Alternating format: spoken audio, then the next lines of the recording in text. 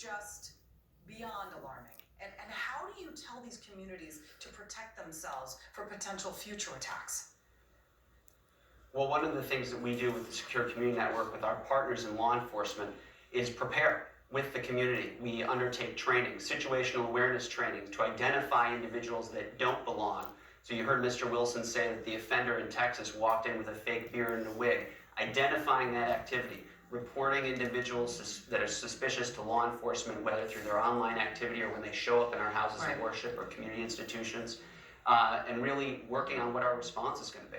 So the incident that happened in Muncie, that was at someone's home. I want to talk about religious institutions like you just mentioned, in Texas, for example, because this happened at a church. There was a news conference held today by Texas Attorney General Ken Paxton, and I found it fascinating what he said about the West Freeway Church in Texas, basically saying that this could actually stand as a model for places of worship that fall victim to evil. Let's watch that.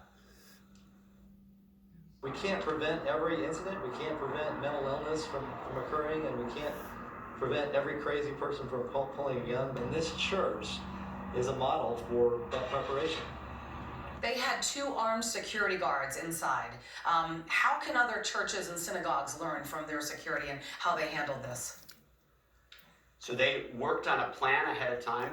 They had a strategy for what to do if an event took place, and they had trained individuals. Mr. Wilson, a former law enforcement official who had actually owned a firearms training institute, and there were rigorous standards in place. One of the things that we are increasingly recognizing in law enforcement and security experts, there's no such thing as unarmed security. We are facing a professional, well-armed adversary.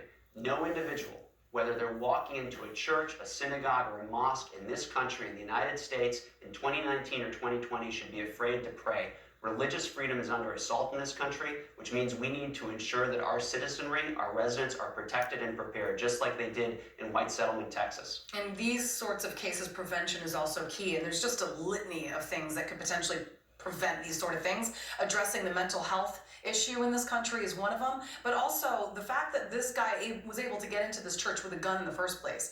When I attended church here in New York City on Christmas Eve, there was a security guard that checked everybody's bag and had a radar wand, so, one of those metal detector wands to check people coming in. Is that what the future is all about? Now when we go to worship to God, we have to be checked by, basically security screenings you'd see in an airport? So as a security expert, what I would say, if I had a magic wand and I can make the world a different place, I would. Yeah. But this is the reality that we have to deal with. Whether you're walking into an office building in Midtown Manhattan, Disney World, or a house of worship, when you have individuals that are intent on doing harm, we have to do what we can to protect the people that are walking into our institutions, whether it's a summer camp, a day school, or a synagogue, or a church. That's the reality that we live with, and we're working to prepare the community every day with that reality. All right, Michael Masters, thank you very much. Thank you. The U.S. military launching airstrikes on Iranian proxy